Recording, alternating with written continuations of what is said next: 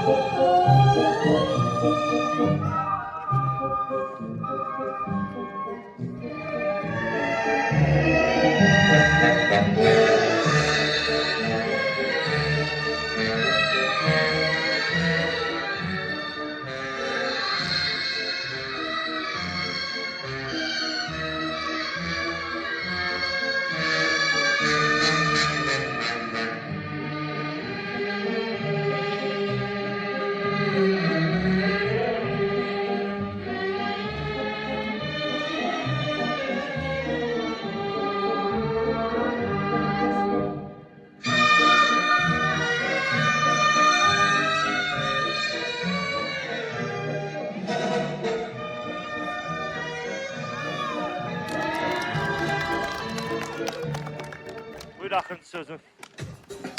Bence bilir ki bizim için darıkacaksınız. Her defasında buna bakarsınız. Çok ideal, çok profesyonel. Yani bizden yoktu. Gelmişəm bize. Rəqsin edirsiniz. Bir daha düzgün ona görə deyəməm. Şeyle, müharibet olmalı. Mən deyirəm ki, Herkes. Rəqsin ediyəməm. Yalan düzək. Ben bir şey diyeyim. Buyur. Müqayisət. Aha. Değil. Aha. Bakın indi Aha, baxıram. oğlanlar millet ortada. Oğlanlar ellerini belə edib keçsinlər. Ben səliqəli Aha. görsünlər diye. Geçsinlər diyasına diz çöksünlər. Başla. Barışıb, biz de burada diyana özümüz oynayalım. Başla. Aha. Buyurun. Mənim 3 tane olan məsafəli. Başla. Mən sıfır seçin görsəm. Başla. Sesin görünürsə, ən gözəl sinif uşaqlar sizsiniz. Hər mənada. Vallahi. Başqa? Mənim siz hər sinifə belə söz deyirsiniz. Yox, tək sinifə deyirəm. İnanın. Ben inandım müəllimimizə. İnanın. Başlayalım. Aha. Buyurun müəllim. Xüsusi bu mənə. Şeylər. Kamera arkası. Bax. Elmas adam değilim. Sağ ol. Aha. Necədir, xəşəydir? Yox, elə yox. Kime sizdim keçsin, o bir şey kolay gelebilirsin. Palatka toydu, Allah haqqı. Ben size dedim abi. Müəllim, axırda Sən də 11-sən. Bunlardan sən. Bəli, bizdən də. Nə sayt, niyə oynamadılar? səssiz mənə oxşuyub ama. Hə, maşallah. Az yaşlılar deyirlər. Az yaşlı deyilsən? Maşallah, sən 11-ə oxşamırsan. İnşallah blogda danışmaq istəyən var. Müşamil buyur. Sən də bunlardansan? Buyur danış. Allah danışacaq bir söz yox.